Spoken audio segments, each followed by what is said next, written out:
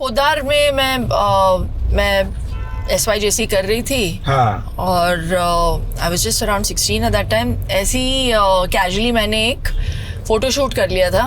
मेरे घर के बगल में एक फोटोग्राफर थे जी. उन्होंने मुझे कहीं देखा कंपटीशन में हिस्सा लेते हुए। It was a really strange competition called mod girl mod boy competition. हारी मैं उस कंपटीशन में, लेकिन क्या बोल रही हो? हाँ, mod girl means like model girl model boy. हाँ, मतलब व्हाटएवर।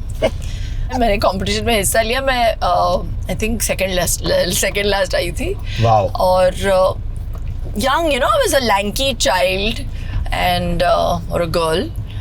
एंड मैं वॉलीबॉल खेल रही थी, तो मैं पूरी काली हो गई थी क्योंकि सीजन चल रहा था हमारा बॉम्बे जोन का।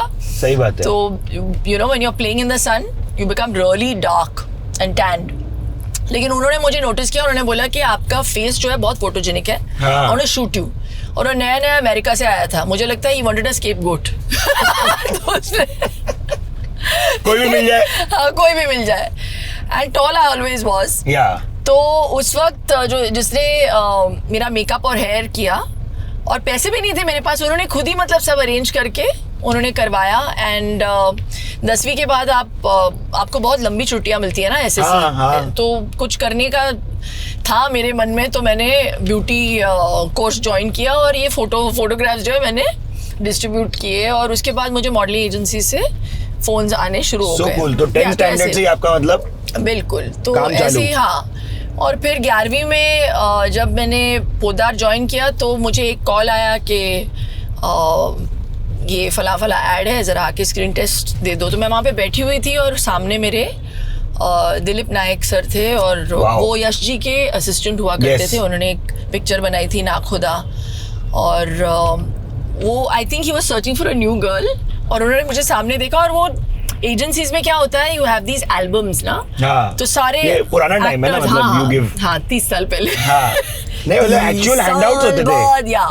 So all the photographs of all the models would be in that one file. Yeah. So he was going through it, और उन्होंने मेरा फोटोग्राफ देखा, और मैं वहाँ पे सामने थी, स्क्रीन टेस्ट देने के लिए आई थी मैं, और उन्होंने देखा ऊपर नीचे 2-3 बार।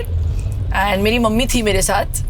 जमाना क्या अलग था ना, अभी सब लोग स्ट्रगल करते अकेले जाके प्रोस की तरह, लेकिन मैं इतनी डरी हुई थी, सहमी हुई थी। और उस वक्त ऐसा था, माहौल ऐसा था कि you were never so overconfident. Yeah. Children today are so like well trained, and the girls and boys that come in the industry, मुझे ऐसा लगता है माँ के पेट से ही मतलब सोशल मीडिया भी इतना सिखा देते हैं ना। Exactly. मैं बैठी थी तो उन्होंने बोला ये आप हैं? मैंने कहा हाँ मैं हूँ। एक्टिंग करोगी तुम्हारी आंखों में कोई बात है। तो my mother was sitting there, she said no, my daughter will not act, because I was literally 17 at that time, 16 and a half. तो उन्होंने बोला कि I said my father will not let me act. So he came home in the night.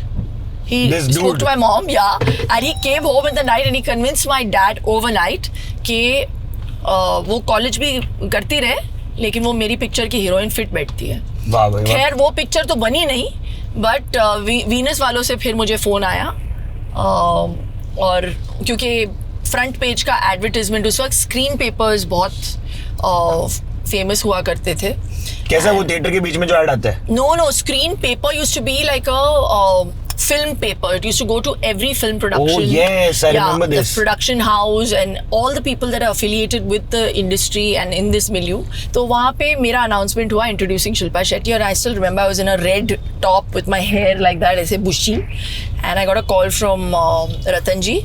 Abbas bhai, Mustan bhai met me. I went. I didn't even audition.